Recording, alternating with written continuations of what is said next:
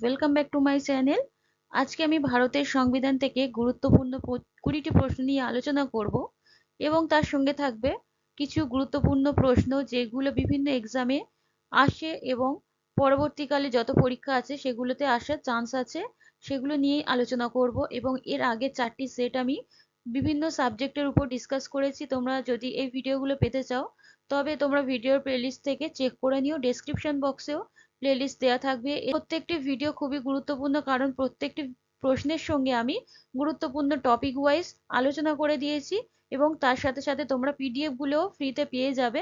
আমার টেলিগ্রাম চ্যানেলের লিংক তোমরা ডেসক্রিপশন বক্সে পেয়ে যাবে, সেখান থেকে তোমরা জয়েন করে নেবে। তাহলে শুরু করছি আজকের প্রথম প্রশ্ন দিয়ে। ভারতের নির্বাচন ব্যবস্থা কোন দেশ থেকে গৃহীত হয়েছে?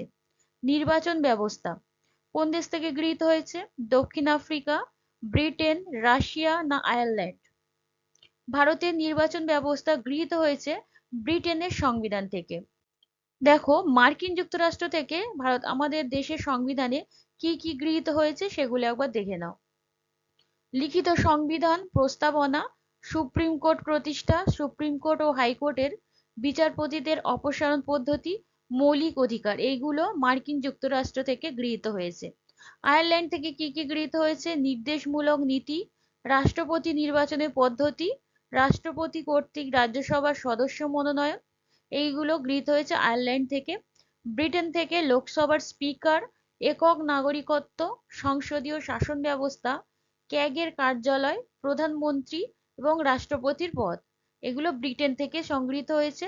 অস্ট্রেলিয়া থেকে যৌথ তালিকা নেওয়া হয়েছে।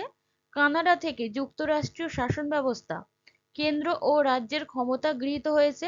জার্মানি থেকে কি নেওয়া হয়েছে? জরুরি ব্যবস্থা।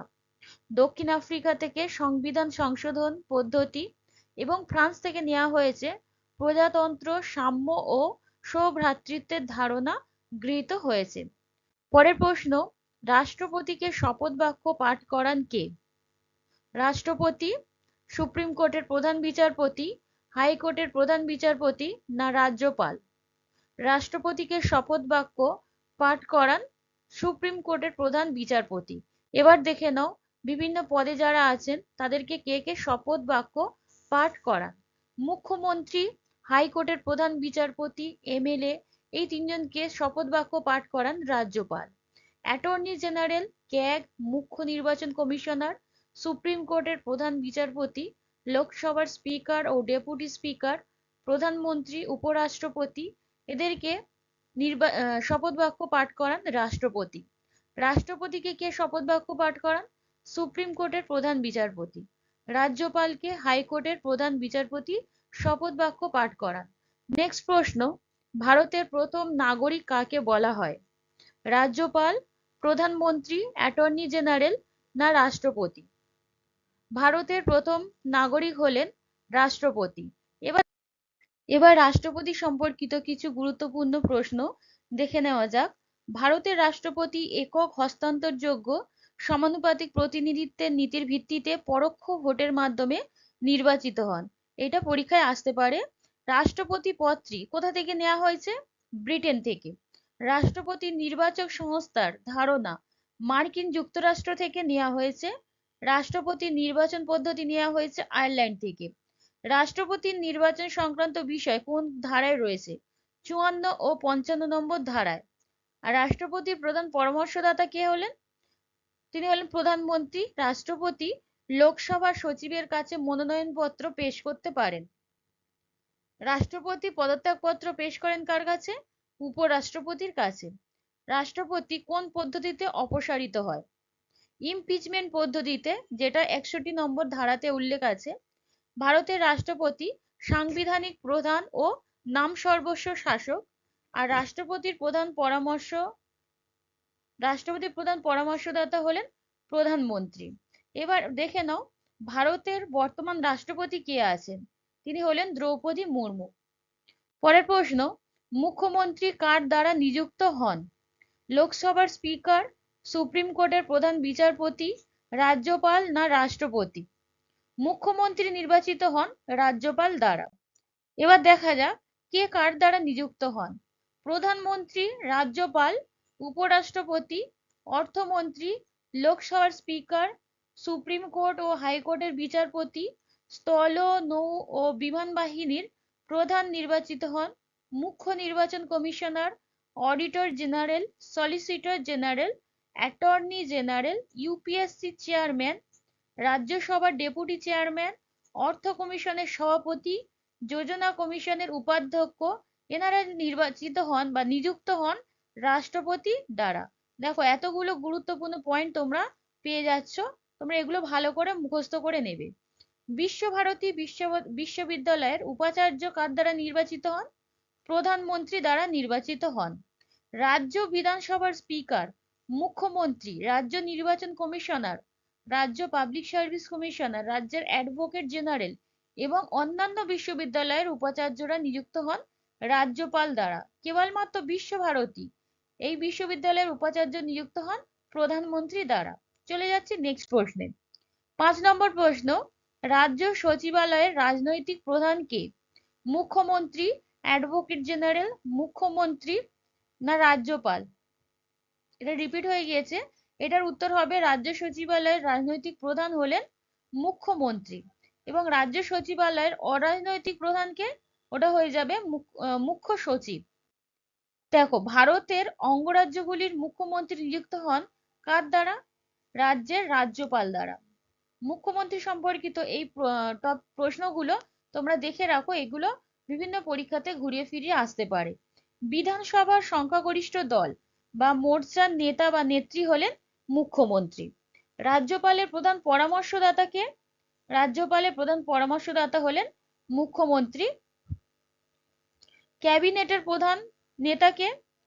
ক্যাবিনেটের প্রধান নেতা হলেন মুখ্যমন্ত্রী। রাজ্যের সর্বোচ্চ বা সবচেয়ে ক্ষমতাবান শাসক কে? মুখ্যমন্ত্রী। রাজ্যের মন্ত্রী পরিষদের সদস্যদের দপ্তর বন্টন করে কে? মুখ্যমন্ত্রীর পরামর্শে রাজ্যপাল রাজ্যের বিভিন্ন মন্ত্রী পরিষদের সদস্যদের দপ্তর বন্টন করেন। মুখ্যমন্ত্রীর আর কি কি কাজ আছে? সরকারি নীতি নির্ধারণ, সামাজিক উৎসবে অংশগ্রহণ, সংবাদ মাধ্যম ও সামাজিক যোগাযোগের মাধ্যমে বক্তৃতা প্রদান, এই বিভিন্ন কার্যাবলী মুখ্যমন্ত্রী পালন করে থাকে। পরের প্রশ্ন, জেলা জজের নিয়োগ, বদলি বা পদোন্নতির বিষয়ে কে সিদ্ধান্ত নেন?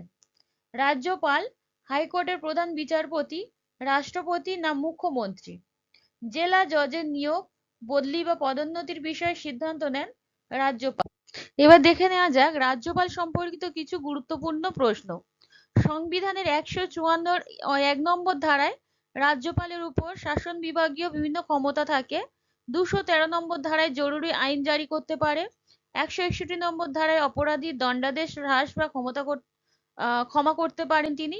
163 নম্বর ধারায় স্বেচ্ছাধীন ক্ষমতা ভোগ করতে পারেন।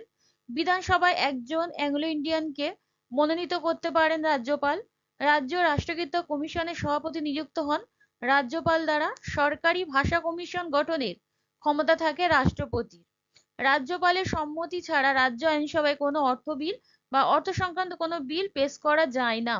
রাজ্যপাল জেলা জজ অন্যান্য পদস্থ বিচার বিভাগীয় অফিসার নিয়োগ করেন। জেলা শাসককে চাকরির শর্তাবলী নির্ধারণ জেলা শাসকের চাকরির শর্তাবলী নির্ধারিত হয় কেন্দ্রীয় সরকার দ্বারা। পশ্চিমবঙ্গের প্রথম রাজ্যপালকে? এটা হবে চক্রবর্তী রাজা গোপালাচারী। প্রথম মহিলা রাজ্যপাল পশ্চিমবঙ্গের ছিলেন পদ্মজা নাইডু এবং বর্তমান রাজ্যপাল হলেন পশ্চিমবঙ্গের সি.ভি. আনন্দ বোস। শিক্ষা ও সংস্কৃতির অধিকার কোন ধারায় উল্লেখ আছে? 1829, 29 ও 30, 15 ও 16 না 17 ও 18 নম্বর ধারায়? শিক্ষা ও সংস্কৃতির অধিকার উল্লেখ আছে 29 ও 30 নম্বর ধারায়। এবার দেখা যাক এই বিভিন্ন মৌলিক অধিকার সম্পর্কিত কিছু প্রশ্ন। সংবিধানে মৌলিক অধিকার বর্ণিত আছে কত নম্বর পার্টে? পার্ট 3 তে এবং 12 থেকে 35 নম্বর ধারায়। ভারতের সংবিধানে মোট 6টি মৌলিক অধিকার স্বীকৃত রয়েছে। আগে ছিল 7টি, বর্তমানে রয়েছে 6টি। 44 নম্বর সংশোধনীর মাধ্যমে মৌলিক অধিকার থেকে বাদ দিয়ে সম্পত্তির অধিকারকে 300 অনুযায়ী আইনগত অধিকারে পরিণত করা হয়েছে। এবার দেখে নেওয়া যাক মৌলিক অধিকারগুলো কোনটি কোন ধারাতে রয়েছে। সাম্যের অধিকার রয়েছে 14 থেকে 18 নম্বর ধারায়। স্বাধীনতার অধিকার আছে 19 থেকে 22। শোষণের অধিকার 23 ও 24 নম্বর ধারায়। ধর্মীয় স্বাধীনতার অধিকার 25 থেকে 28 নম্বর ধারায়। সংস্কৃতি ও শিক্ষার অধিকার 29 ও 30 নম্বর ধারায়। এবং সাংবিধানিক প্রতিবিধানের অধিকার আছে 32 ও 35 নম্বর ধারায়। এর পরবর্তীকালে যখন সংবিধানের কোনো ভিডিও মানে সাবজেক্ট ওয়াইজ দেব, তখন এই ধারাগুলো আমি ডিসকাস করে দেব। চলে যাচ্ছি পরের প্রশ্নে। কোন ধারা অনুযায়ী রাষ্ট্রপতি আর্থিক জরুরি অবস্থা ঘোষণা করেন? 352, 356, 360 না 364 নম্বর ধারায়? রাষ্ট্রপতি আর্থিক জরুরি অবস্থা ঘোষণা করতে পারেন 360 নম্বর ধারায়। এবার দেখা যাক জরুরি অবস্থা সম্পর্কিত কিছু গুরুত্বপূর্ণ প্রশ্ন।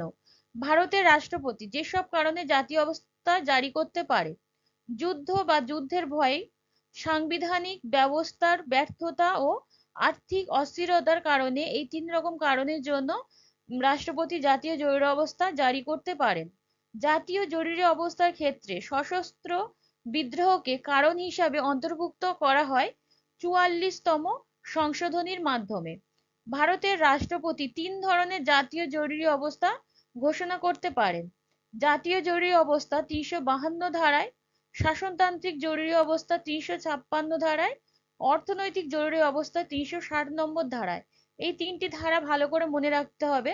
ভারতের যে রাজ্যে সব থেকে বেশিবার রাষ্ট্রপতি শাসনের আওতায় এসেছে সেই রাজ্যের নাম হলো পাঞ্জাব।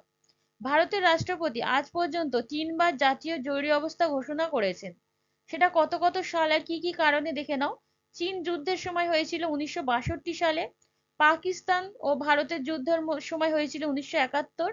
অভ্যন্তরীণ বিশৃঙ্খলা বা গোলযোগের কারণে হয়েছিল 1975 সাল। এই 3বার জাতীয় জরুরি অবস্থা ঘোষণা করেছিলেন। আজ পর্যন্ত ভারতের শাসনতান্ত্রিক অচলাবস্থা জারি হয়েছে কতবার? 75-এরও বেশিবার। আজ পর্যন্ত আর্থিক অবস্থা একবারও জারি করা হয়নি। এই ছিল জাতীয় জরুরি অবস্থার গুরুত্বপূর্ণ প্রশ্ন। পরের প্রশ্ন হলো, পৌরসভার সভাপতির কার্যকালের মেয়াদ কত বছর? 2 বছর, 5 বছর, 6 বছর না 10 বছর? পৌরসভার সভাপতির কার্যকালের মেয়াদ হলো 5 বছর। এবার দেখে নাও বিভিন্ন সাংবিধানিক ব্যক্তির মেয়াদ কত বছর পর্যন্ত থাকে। বিধান পরিষদের একজন সদস্য এবং রাজ্যসভার সদস্যদের মেয়াদ 6 বছর পর্যন্ত থাকে। অর্থ কমিশনের মেয়াদ 5 বছর, লোকসভার মেয়াদ 5 বছর, রাজ্যপাল ও প্রধানমন্ত্রীর মেয়াদ 5 বছর করে, রাষ্ট্রপতি ও উপরাষ্ট্রপতির মেয়াদ 5 বছর, পঞ্চায়েত ব্যবস্থার মেয়াদ 5 বছর, সুপ্রিম কোর্টের প্রধান বিচারপতির মেয়াদ হলো 5 বছর বা 65 বছর বয়স পর্যন্ত, হাইকোর্টের প্রধান বিচারপতির মেয়াদ 62 বছর বয়স পর্যন্ত থাকে, নির্বাচন কমিশনের মেয়াদ 6 বছর বা 65 বছর বয়স পর্যন্ত, ইউপিএসসি বা ইউনিয়ন পাবলিক সার্ভিস কমিশনের চেয়ারম্যানের মেয়াদ থাকে 6 বছর, ক্যাগের মেয়াদ 6 বছর করে থাকে, মানবাধিকার কমিশনের চেয়ারম্যানের মেয়াদ 5 বছর বা 70 বছর বয়স পর্যন্ত থাকে। নেক্সট প্রশ্ন, ভারতের মূল সংবিধানে কতগুলি তফসিল ছিল? 8টি, 10টি, 12টি না 14টি? ভারতের মূল সংবিধানে তফসিল ছিল 8টি। বর্তমানে এর সংখ্যা হলো 12টি। এবার এই 12টি তফসিল সম্বন্ধে একটু দেখে নেওয়া যাক। 1 নম্বর তফসিলে কি উল্লেখ আছে? রাজ্য সমূহ ও কেন্দ্রশাসিত অঞ্চলগুলির নাম উল্লেখ আছে। 2 নম্বরে আছে সংবিধানের বিভিন্ন পদাধিকারী ব্যক্তির ভাতা, সুবিধা ও বেতন। 3 নম্বর তফসিলে আছে সংবিধানের বিভিন্ন পদাধিকারী ব্যক্তির শপথ পাঠ। 4 নম্বর তফসিলে আছে রাজ্যসভার আসন বন্টন। 5 নম্বর তফসিলে আছে তফসিলি জাতি ও উপজাতি সংক্রান্ত বিষয়। 7 নম্বরে আছে কেন্দ্র তালিকা, রাজ্য তালিকা, যুগ্ম তালিকা। এই যে 3টে তালিকা, এই তালিকায় কি কি বিষয় অন্তর্ভুক্ত আছে এগুলো আমি পরবর্তী ভিডিওতে তোমাদের সঙ্গে আলোচনা করব। 8 নম্বর তফসিলে কি আছে? 22টি সরকারি ভাষা। 10 নম্বর তফসিলে আছে দলত্যাগ বিরোধী বিল। 11 নম্বরে আছে পঞ্চায়েতি রাজের বিভিন্ন ক্ষমতা, কৃতিত্ব ও দায়িত্ব সম্পর্কিত বিষয়। আর 12 নম্বর তফসিলে আছে পৌরসভাগুলির ক্ষমতা, কৃতিত্ব ও দায়িত্ব। এই ছিল তফসিলি সম্পর্কিত গুরুত্বপূর্ণ প্রশ্ন। নেক্সট প্রশ্ন হলো, সংবিধানের প্রস্তাবনায় সমাজতান্ত্রিক ও ধর্মনিরপেক্ষ শব্দ দুটি যুক্ত হয়েছে কততম সংশোধনীতে? 42তম, 44তম, 46তম না 48তম? সমাজতান্ত্রিক ও ধর্মনিরপেক্ষ এই শব্দ দুটি যুক্ত হয়েছে 42তম সংশোধনীতে। এবার দেখে নেওয়া যাক বিভিন্ন সংশোধনী কত সালে হয়েছে এবং কি কি হয়েছে বিভিন্ন সংশোধনীর মাধ্যমে। 15তম সংশোধনী, এটি হয়েছিল 1963 সালে। এখানে হাইকোর্টের বিচারপতির বয়স 60 থেকে 62 বছর করা হয়। 31তম সংশোধনী 1973 সালে হয়। লোকসভায় নির্বাচিত প্রার্থী 525 থেকে 545 করা হয়।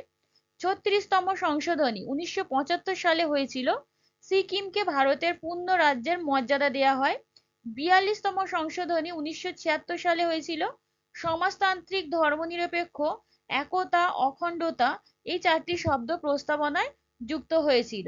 লোকসভার কার্যকালের মেয়াদ 5 বছর থেকে 6 বছর করা হয়েছে এই সংশোধনীর মাধ্যমে।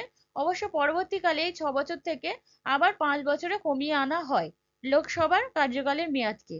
44তম সংশোধনী 1978 সালে যা হয়েছিল, এখানে সম্পত্তির অধিকারকে আইনগত অধিকারের মর্যাদা দেওয়া হয়। 61তম সংশোধনী 1989 সালে হয়েছিল।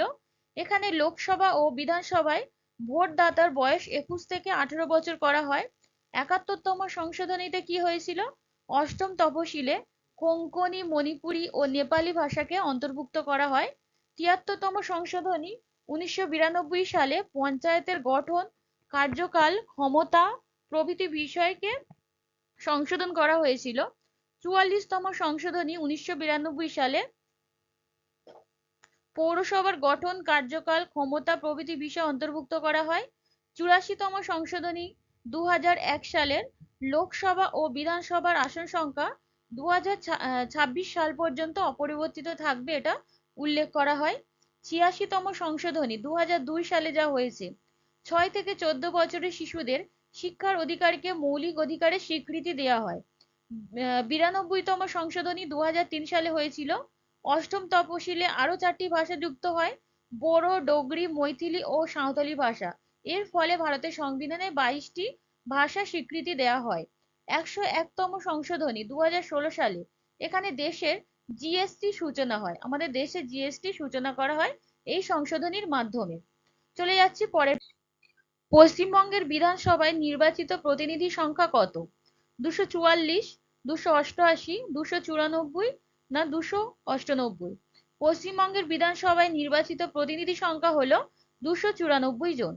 এবার দেখে নাও পশ্চিমবঙ্গ সম্পর্কিত কিছু সংবিধানের প্রশ্ন।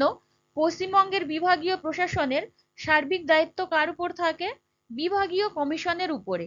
এই বিভাগীয় কমিশন কে? প্রশাসনের সর্বোচ্চ পদাধিকারী হলেন এই বিভাগীয় কমিশনার। পশ্চিমবঙ্গে প্রথম পঞ্চায়েত আইন পাশ হয় কবে? 1956 সালে। পশ্চিমবঙ্গের প্রথম কংগ্রেসি মুখ্যমন্ত্রীর নাম কি? প্রফুল্ল চন্দ্র ঘোষ।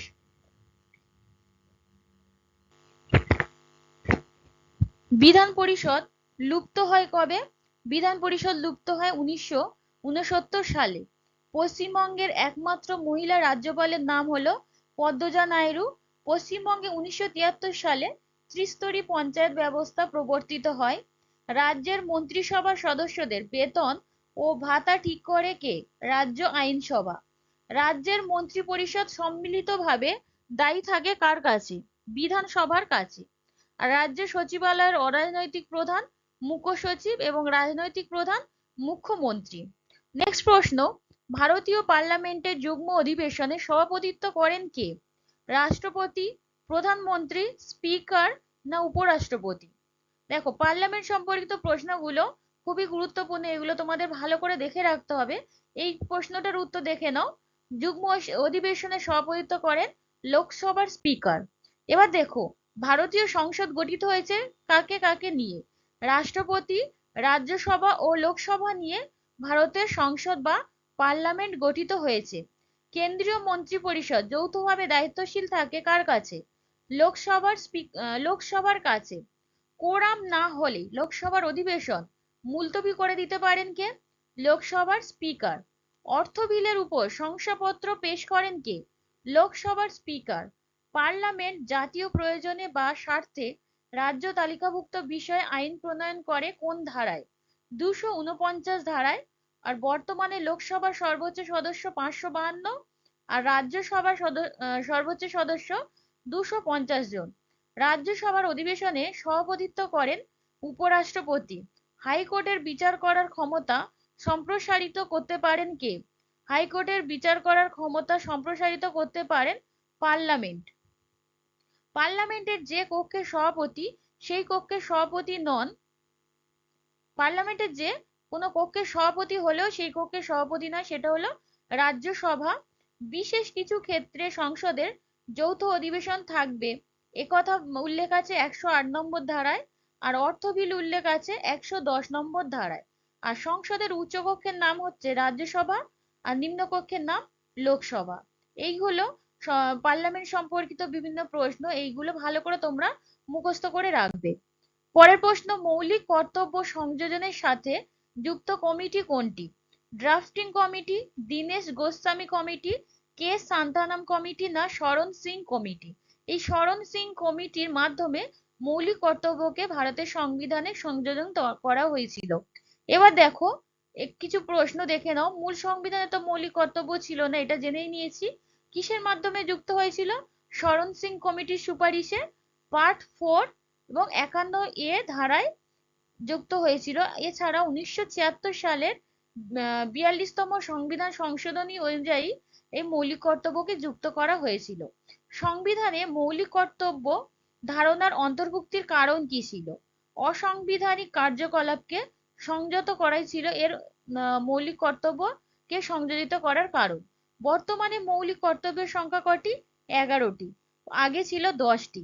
মৌলিক কর্তব্য গৃহীত হয়েছে কোন দেশের সংবিধান থেকে? এটা হবে রাশিয়া থেকে।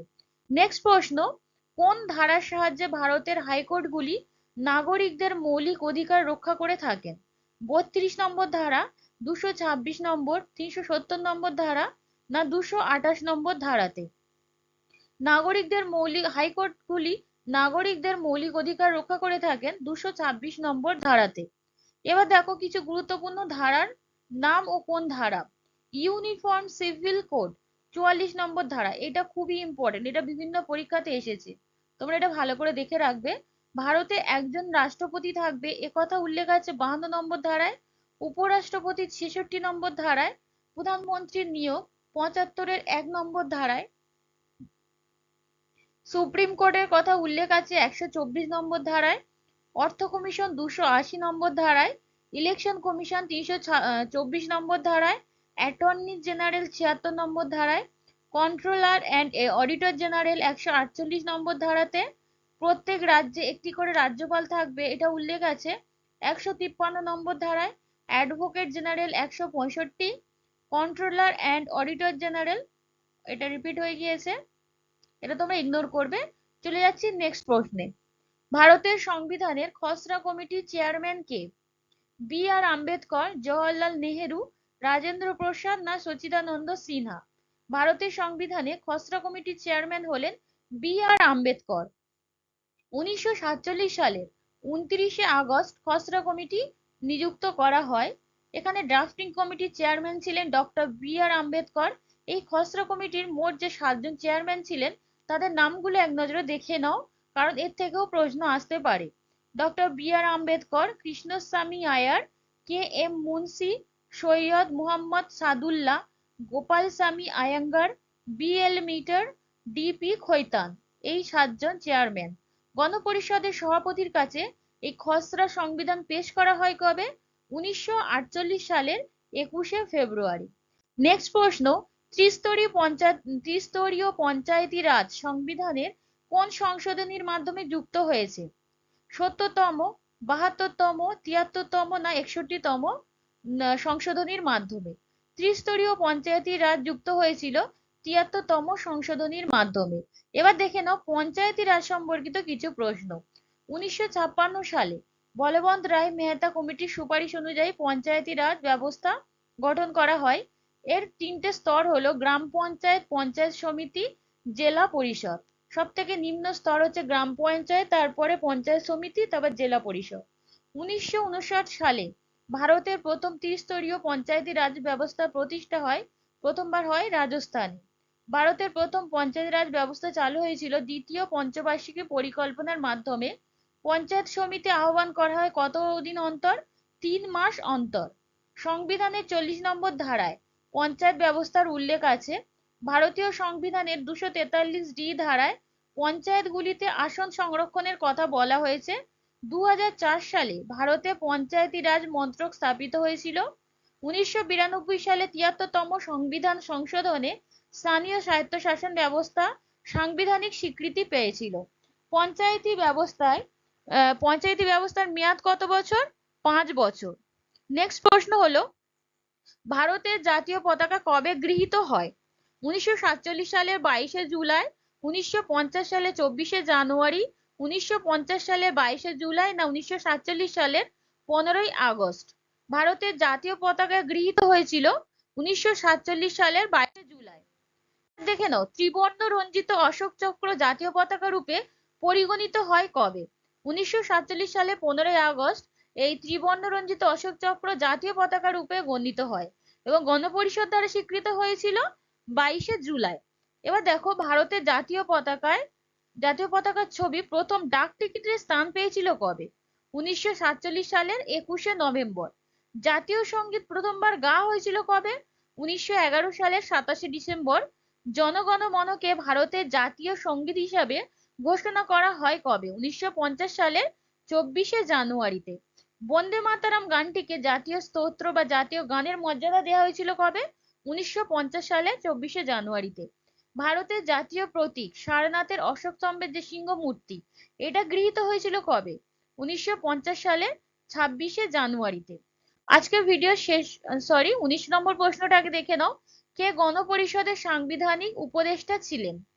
B R Ambedkar, Rajendra Prasad, B N রাও, না সচিদানন্দ সিনহা? গণপরিষদের সাংবিধানিক উপদেষ্টা ছিলেন বি আর আম্বেদকর। এবার দেখো, গণপরিষদ সম্পর্কিত কিছু গুরুত্বপূর্ণ প্রশ্ন। গণপরিষদ গঠনের জন্য নির্বাচন অনুষ্ঠিত হয় কবে? 1946 সালের মার্চ মাসে। গণপরিষদ গঠনের দাবি প্রথম উত্থাপন করেন এম এন রায় 1935 সালে। গণপরিষদের প্রথম অধিবেশন অনুষ্ঠিত হয় 1946 সালের 9 ডিসেম্বর নতুন দিল্লিতে। গণপরিষদ গঠিত হয়েছিল কবে? সার্বিক প্রাপ্তবয়স্কদের ভোটাধিকারের ভিত্তিতে গণপরিষদ গঠিত হয়। মুসলিম লীগের সদস্যগণ প্রত্যাহার করার পর গণপরিষদের সদস্য কতজন হয়? 299 জন। গণপরিষদের উদ্দেশ্যমূলক প্রস্তাবটি উত্থাপন করেন কে? জওহরলাল নেহেরু। 1946 সালের ক্যাবিনেট মিশন পরিকল্পনা অনুযায়ী গণপরিষদ গঠিত হয়। সংবিধান রচনার জন্য গণপরিষদ মোট কমিটি গঠন করেছিল 22টি। এর মধ্যে 9টি মূল ছিল এবং বাকি 13টি ছিল গৌণ কমিটি। গণপরিষদের প্রবীণতম ও অস্থায়ী সভাপতি কে ছিলেন? সচিদানন্দ সিনহা। স্টিয়ারিং কমিটির চেয়ারম্যান ছিলেন রাজেন্দ্র প্রসাদ। জাতীয় পতাকা সংক্রান্ত অ্যাডহক কমিটির চেয়ারম্যান ছিলেন রাজেন্দ্র প্রসাদ। প্রত্যেকটি প্রশ্নই খুবই গুরুত্ব, তোমরা ভালো করে এগুলো পিডিএফ দিকে প্র্যাকটিস করবে বা ভিডিওটা ডাউনলোড করে রাখবে, পরবর্তীকালে তোমরা ভিডিওটা দেখেও মুখস্থ করতে পারো। পরের প্রশ্ন বা যে শেষ প্রশ্ন, ভারতীয় সংবিধানে কি ধরনের নাগরিকত্ব বর্ণিত আছে?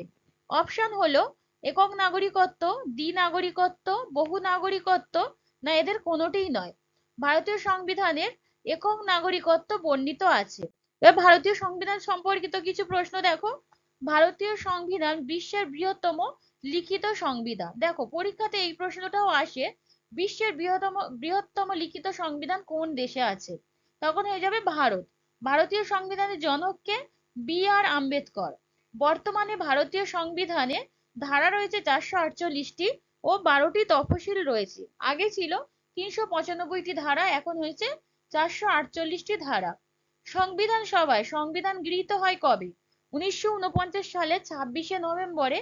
আর সংবিধান সভায় সংবিধান কার্যকর হয়েছিল 1950 সালের 26শে জানুয়ারিতে। সংবিধান অনুযায়ী ভারত হলো আধা যুক্তরাষ্ট্রীয়।